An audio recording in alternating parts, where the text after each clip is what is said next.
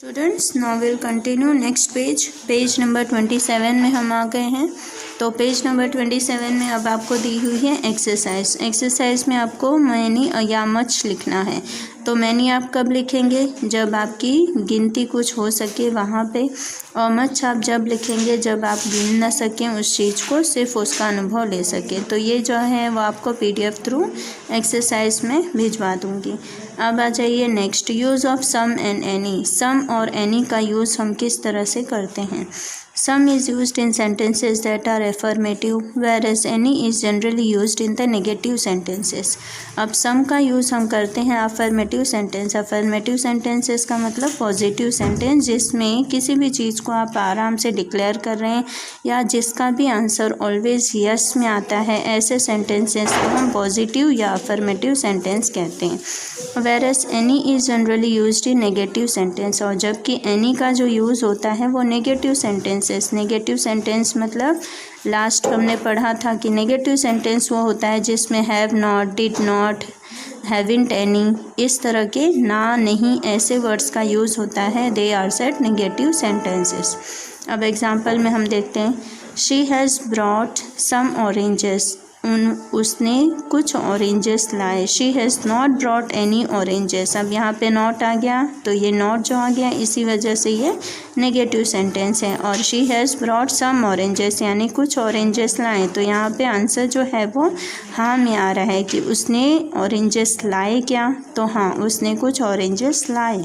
और दूसरे वाले में हमें पता चल रहा है कि उसने कोई ऑरेंज नहीं लाया, तो नहीं लाया इसलिए ये नेगेटिव है।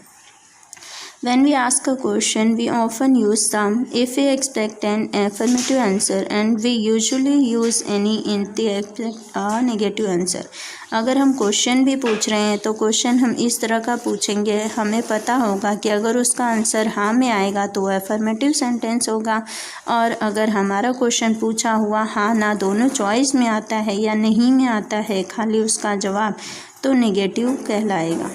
Example, she is feeling tired, could you make some lemonade for her. वो बहुत थक गई है, तो क्या तुम उसके लिए लेमनेड यानी नींबू पानी बना सकते हो।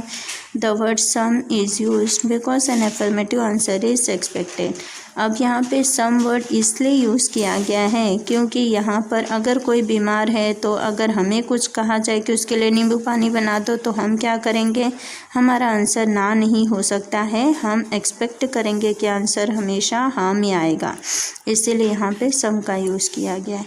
Now second one, I think you can complete the project on your own.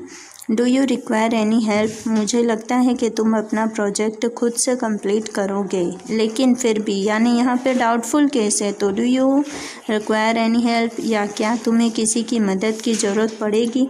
The word any is used because A negative answer is expected. अब यहाँ पे एनी इसलिए यूज़ किया है क्योंकि हो भी सकता है और नहीं भी हो सकता है। अगर किसी को हेल्प चाहिए तो वो हाँ बोलेगा, और अगर नहीं चाहिए तो वो ना बोलेगा, इसीलिए एनी का यूज़ किया गया है। Now next is exercise E. Exercise ई आपको PDF में मिल जाएगा। अगर आप लिखना चाहते हैं तो इसमें से फटाफट लिख लीजिए। She bought some orange juice for me. There are some apples in the basket but not any guavas. There aren't any flowers in the vase. This encyclopedia has some pictures of wild animals but not any of domestic animals. She needs some money. Do you have any change? अब ये हो गई exercise अपनी complete. अब हम next आते हैं, use of a little, the little. अब हम लिटिल का यूज़, खाली लिटिल कहाँ यूज़ करेंगे, अ लिटिल कहाँ यूज़ करेंगे, और द लिटिल कैसे यूज़ करेंगे, इसके बारे में पढ़ेंगे। Little is used with uncountable nouns. जहाँ भी अनगिनत नाउन्स की गिनती होती है वहाँ पे हम सिर्फ लिटिल वर्ड यूज़ करेंगे। Little indicates almost none. अब लिटिल इसलिए यूज़ करेंगे क्योंकि उसकी गिनती ना के बराबर है, यानी गिना जाए तो भी ठीक, ना गिना जाए तो भी ठीक।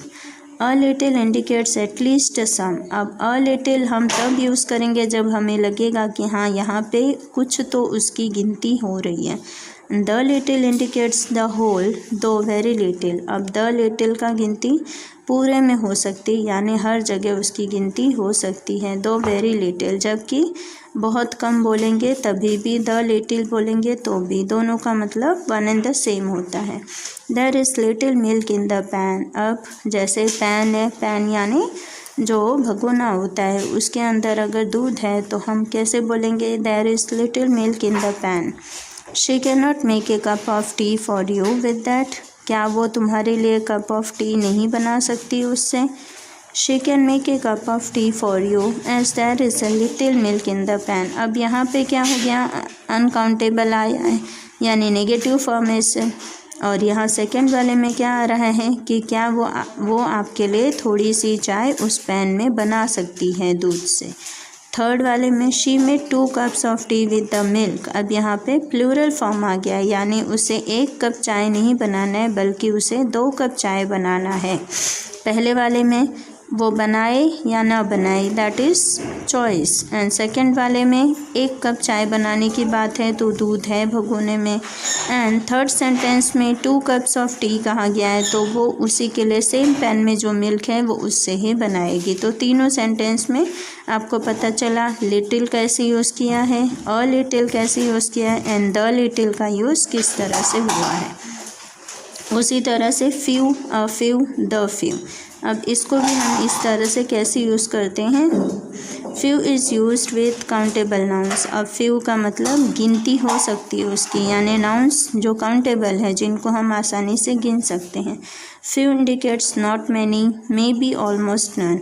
अब फ्यू यहाँ पर अगर इंडिकेट यानी दर्शा रहा है कि नॉट मैनी यानी ज़्यादा नहीं, कभी कभी उसकी गिनती होती है। एंड अ फ्यू जो है, a few indicates at least some.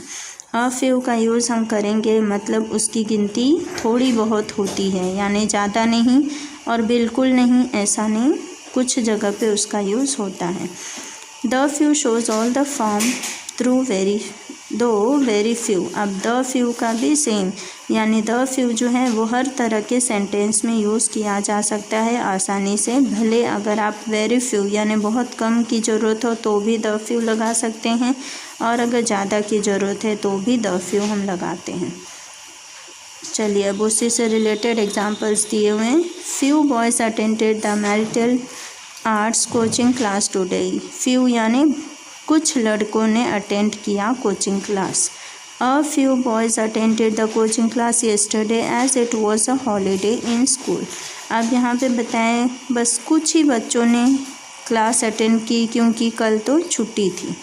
अब तीसरे वाले में बताया गया the few boys who attended the martial arts class practice the kicks and punches sincerely. अब द फ्यू बॉयज़ यानी जो जितने कुछ बच्चों ने जिन्होंने अटेंड किया मार्शल आर्ट क्लास, उन्होंने क्या किया, प्रैक्टिस किया किक्स और पंचेस की सीरियसली।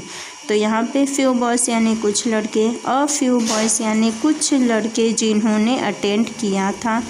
और यहाँ पे द फ्यू बॉयज़ यानी जितनों ने भी अटेंड किया उन्होंने क्या किया, उन्होंने अपना प्रैक्टिस किया किक्स और पंचेस का। तो इस तरह से फ्यू, अ फ्यू और द फ्यू का यूज़ कैसे किया गया वो हमने देखा।